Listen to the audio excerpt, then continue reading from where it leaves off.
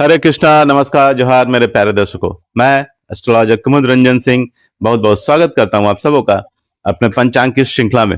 प्यारे दर्शकों, इससे पहले कि मैं आज के दैनिक पंचांग का संपूर्ण विवरण आप सबों को दूं, मैं उन सभी प्रियजनों को अपने तहे दिल से बधाई देना चाहूंगा जिनका आज जन्मदिन है, और साथ ही उन सभी दंपतियों को भी बधाई देना चाहूंगा जिनकी आज मैरिज एनिवर्सरी है।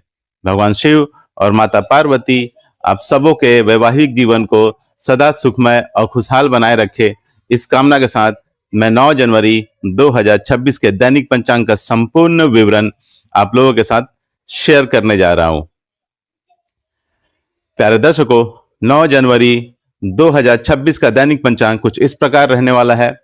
विक्रम संवत 2082, शक संवत 1947, कली संवत 5127, मास माघ मास होगी, पक्ष कृष्ण पक्ष होगा, वार शुक्रवार, ऋतु शिशिर है, तिथि आज सप्तमी है जो पूर्ण रात्रि तक रहेगी।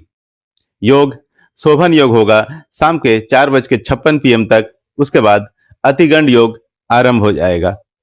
करण वृष्टि अर्थात भद्रा होगी जो रात के 7:39 PM तक रहेगी, उसके बाद भव करण आरंभ हो जाएगा जो पूर्ण रात्रि तक रहेगी। सूर्य राशि धनु होगी, सूर्य नक्षत्र पूर्वाषाढ़ा होगी, चंद्र राशि कन्या होगी, चंद्र नक्षत्र उत्तरा फाल्गुनी होगी जो दोपहर के 1:40 PM तक रहेगी, उसके बाद हस्ता नक्षत्र आरंभ हो जाएगी। राष्ट्रीय राजधानी न्यू दिल्ली के अनुसार सूर्योदय, सूर्यास्त, चंद्रोदय और चंद्रास्त का समय कुछ इस प्रकार रहने वाला है। सूर्योदय होगा सुबह 7:15 AM पर, सूर्यास्त होगा शाम के 5:41 PM पर, चंद्रोदय होगा रात के 11:48 PM पर, चंद्रास्त होगा दिन के 11:07 AM पर। आयन उत्तरायण है। चलिए प्यारे दर्शकों, अब हम 9 जनवरी 2026 के शुभ अशुभ मुहूर्त और काल की चर्चा कर लेते हैं। प्यारे दर्शकों, मैं मुहूर्त के समय के साथ साथ सभी मुहूर्तों की विशेषताओं की जानकारी भी आपके साथ साझा करूंगा। अभिजीत मुहूर्त आज होगा दोपहर के 12:07 PM से दोपहर के 12:49 PM तक। अभिजीत मुहूर्त में सभी प्रकार के दोषों को नष्ट करने की अद्भुत क्षमता होती है, इसलिए जब आपको किसी शुभ कार्य को करने के लिए कोई लग्न या शुभ मुहूर्त नहीं मिल रहा हो तो आप अभिजीत मुहूर्त में उस काम को कर सकते हैं। अभिजीत मुहूर्त में किए गए समस्त कार्य सदैव सफल होते हैं तथा बहुत जल्द पूर्ण हो जाते हैं। समस्त दोषों का नाश कर शुभ फल प्रदान करने वाला ये मुहूर्त सर्वश्रेष्ठ मुहूर्त माना जाता है। अमृतकाल आज के दैनिक पंचांग के अनुसार अमृतकाल नहीं है। पंचांग में अमृतकाल को शुभ मुहूर्त की श्रेणी में रखा जाता है। अमृत समय आज होगा दिन के 9:52 AM से दिन के 11:10 AM तक। जहां तक अमृत समय की बात है, इसका निर्धारण दिन और रात के चौघड़िए के आधार पर निर्धारित होता है। इसका नक्षत्र और चंद्रमा की स्थिति से कोई लेना देना नहीं। अमृत समय का उपयोग यात्रा प्रारंभ करने, छोटे काम करने, व्यापार करने, घर से निकलने आदि के लिए किया जाता है। संक्षेप में हम कह सकते हैं कि चौघड़िया वाला अमृत समय रोजमर्रे के काम करने के लिए इस्तेमाल किया जाता है और ये हर दिन पड़ता है, अर्थात प्रत्येक दिन होता है।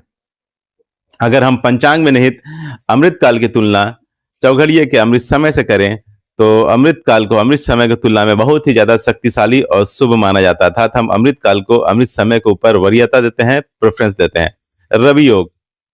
रवि योग आज होगा सुबह के 7:15 AM से दोपहर के 1:40 PM तक। पंचांग के अनुसार रवि योग एक शुभ योग है जो तब बनता है जब चंद्रमा सूर्य के नक्षत्र से चौथे, छठे, 9वें, 10वें और 13वें स्थान पर होता है। इसे सर्वदोष नाशक योग भी कहा जाता है क्योंकि यह कई अशुभ योगों के प्रभाव को खत्म कर देता है और इसमें किए गए कोई भी कार्य सफल होते हैं। रवि योग के दौरान सभी प्रकार के शुभ और मांगलिक कार्य जैसे कि नए काम की शुरुआत, निवेश, गृह प्रवेश, शादी विवाह और सगाई करना बहुत लाभकारी होता है। यह योग सभी प्रकार के दोषों को नष्ट करने की क्षमता रखता है, इसलिए यदि कोई शुभ मुहूर्त किसी कारणवश उपलब्ध ना हो तो रवि योग होने पर उसे शुभ माना जाता है। यह योग सूर्य और चंद्रमा से संबंधित है, इसलिए सूर्य और चंद्रमा की पूजा करना इस योग में विशेष फलदायी साबित होता है।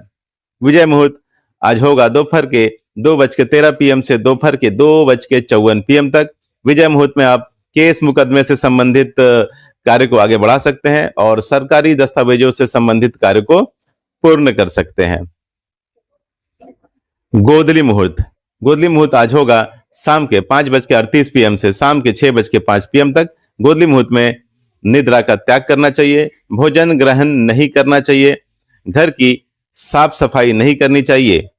गोधली मुहूर्त में आप भगवान की पूजा कर सकते हैं तथा उनकी आरती कर सकते हैं, स्पेशली भगवान शिव की अर्थात महादेव की। निशिता मुहूर्त, निशिता मुहूर्त होगा अगले दिन यानी 10 जनवरी को 12:01 AM से 12:55 AM तक। निशिता मुहूर्त हिंदू धर्म में धार्मिक और तांत्रिक साधना के लिए शुभ समय माना जाता है। ब्रह्म मुहूर्त, ब्रह्म मुहूर्त आज होगा प्रातःकाल 5:27 AM से प्रातःकाल 6:21 AM तक। ब्रह्म मुहूर्त ज्ञान अर्जन करने के लिए और पठन पाठन के लिए सबसे उपयुक्त मुहूर्त माना जाता है। इस लिहाज से यह विद्यार्थियों के लिए सबसे उत्तम मुहूर्त है। राहुकाल, राहुकाल आज होगा दिन के 11:10 AM से दोपहर के 12:28 PM तक। राहुकाल को ज्योतिष शास्त्र में एक बहुत अशुभ समय माना जाता है और किसी भी तरह के शुभ कार्य करने की मनाही होती है। राहु इंसान के दिमाग को प्रभावित करता है, जिसकी वजह से इंसान के निर्णय लेने की क्षमता प्रभावित होती है, इसलिए सभी तरह के शुभ कार्य करने की मनाही होती है राहु काल के दौरान। गुलिक काल, गुलिक काल आज होगा सुबह 8:33 AM से दिन के 9:52 AM तक। गुलिक काल शुभ भी हो सकता है और अशुभ भी। गुलिक काल में जो भी काम होता है वो रिपीट होता है अर्थात दोहराता है, इसलिए गुलिक काल में अगर आप कोई ऐसा कार्य करते हैं जिसके दोहराने से आपको फायदा हो तो आपके लिए गुलिक काल शुभ होगा, लेकिन अगर आप कोई ऐसा कार्य करते हैं जिसके दोहराने से रिपीट होने से आपको हानि और क्षति हो सकती है तो यही गुलिक काल आपके लिए अशुभ साबित होगा। गुलिक काल में आप धन संग्रह कर सकते हैं, वाहन खरीद सकते हैं, अचल संपत्ति खरीद सकते हैं। गुलिक काल में आप अंतिम संस्कार अर्थात दाह संस्कार वाले कार्य बिल्कुल ना करें, विवाह ना करें, सगाई ना करें, बैंक से लोन ना लें तथा किसी भी प्रकार का कर्ज ना लें। यमगंड, यमगंड आज होगा दोपहर के 3:05 PM से शाम के 4:23 PM तक। यमगंड का मतलब होता है यमराज का समय। ज्योतिष शास्त्र में यमगंड को एक अशुभ समय माना जाता है। यमगंड मुहूर्त में सभी प्रकार के शुभ कार्यों से बचना चाहिए क्योंकि यह बाधाओं और विफलताओं का कारण बन सकता है। यमगंड के दौरान केवल अंतिम संस्कार जैसे मृत्यु से संबंधित संस्कार ही किए जा सकते हैं क्योंकि यह जीवन के अंत से जुड़ा है। दुमुहूर्त, दुमुहूर्त आज होगा दिन के 9:20 AM से दिन के 10:02 AM तक। उसके बाद दोपहर के 12:49 PM से दोपहर के 1:31 PM तक। जब दो अशुभ मुहूर्त मिलकर एक साथ पड़ते हैं तो उसे दुमुहूर्त माना जाता है।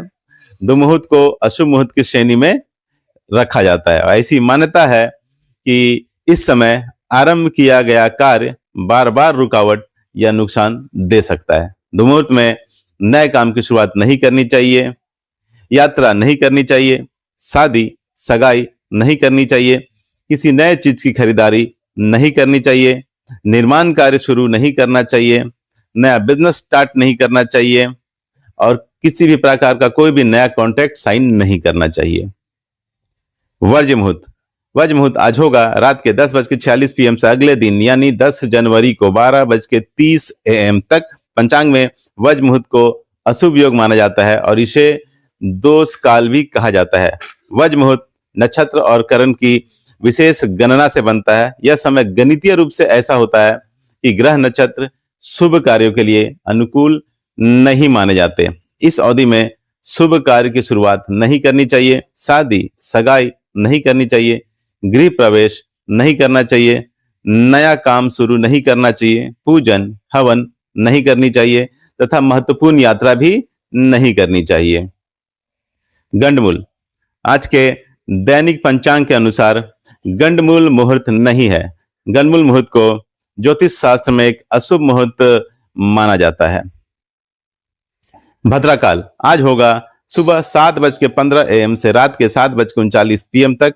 पुराने के अनुसार भद्रा भगवान सूर्यदेव की पुत्री और शनि देव की बहन है। किसी भी मांगलिक कार्य में भद्रा योग का विशेष ध्यान रखा जाता है, क्योंकि भद्रा काल में मंगल उत्सव की शुरुआत और समाप्ति दोनों अशुभ मानी जाती है।